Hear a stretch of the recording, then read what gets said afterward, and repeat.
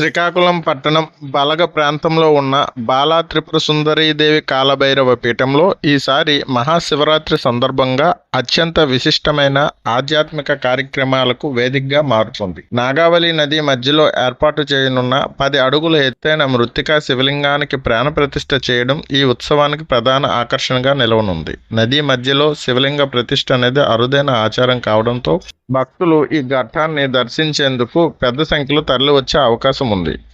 మహాశివరాత్రి అనేది భక్తులకు అత్యంత పవిత్రమైన పర్వదినం. ఈ సందర్భాన్ని పురస్కరించుకొని కాలభైరవ పీఠంలో 5 జాములుగా విభజించి ప్రతి జాములో శివునికి ప్రత్యేక అభిషేకాలు నిర్వహిస్తున్నారు.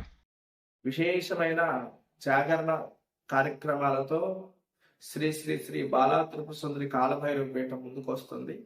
మన కాలభైరవ పీఠంలో విశేషంగా ప్రతి సంవత్సరం లాగానే ప్రతి ఏటా ఎలాగైతే చేస్తున్నామో అదే విధంగా ఈ సంవత్సరం కూడాను 5 జాముల అభిషేకం నవక చంప పూర్వకంగా 5 జాముల అభిషేకం చేస్తున్నాము. ఉదయం 5 గంటల 6 గంటల మధ్యలో ఒకసారి జరుగుతుంది. మధ్యాహ్నం 12 1 గంటల మధ్యలో ఒక అభిషేకం జరుగుతుంది. సాయంత్రం 5 6 మధ్యలో ఒక అభిషేకం జరుగుతుంది. రాత్రి 12 1 గంటల మధ్యలో ఒక అభిషేకం జరుగుతుంది. ఏకుచావున మళ్ళీ 5 6 మధ్యలో ఒక అభిషేకం జరుగుతుంది.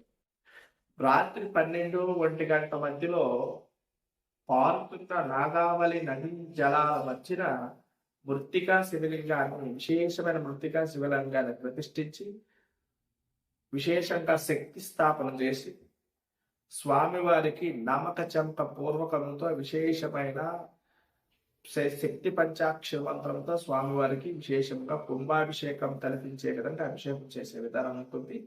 అది సామూహికంగా భక్తుల అందరం కలిసి ఒక దగ్గరికి చేరి నదిలో ప్రాంతంలో శివుడిని ఆరాధన చేయడం ఒక విశేషం.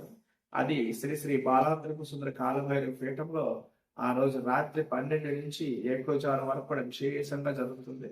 దాదాపుగా కొన్ని ద్రవ్యాలతో పదుల సంఖ్యలో ద్రవ్యాలను విశేషంగా తీసుకొచ్చి ప్రతి ఒక్క దోషానికి ఒక ద్రవ్యాన్ని ప్రీతిగా స్వామివారికి అభిషేకం చేయడం జరుగుతుంది. అలాంటి అభిషేకాలు చూడటం ఒక ఉత్కృష్టమైనది, ఒక గొప్పదైనది, ఒక ఆనందాన్ని కలిగించేది.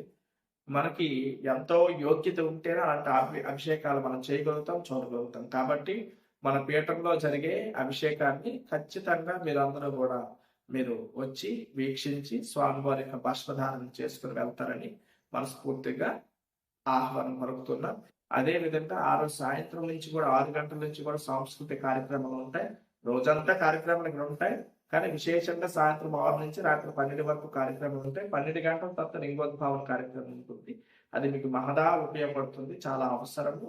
అందరూ కూడా ఇంటి దగ్గర మేము జాగరణ చేసుకోలేమేమో, పడుకుపోతామేమో, భక్తియుక్తంగా చేయలేమేమో అనే వాళ్ళందరూ కూడా ఇక్కడికి వచ్చేస్తే మిమ్మల్ని భక్తి మార్గంలో ఈ ప్రపంచం అంతా మరిపించి ఆ శివుడి శక్తి యొక్క అమ్మశక్తి యొక్క ప్రపంచంలోకి తీసుకెళ్లే బాధ్యత మాది.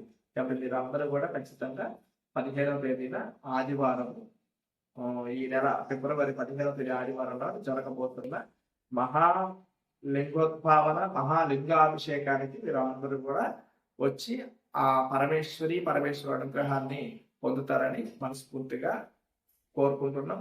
అమ్మవారి ఆశీస్సులు అందరికీ కలుగుగాక. సర్వేజన శుభం.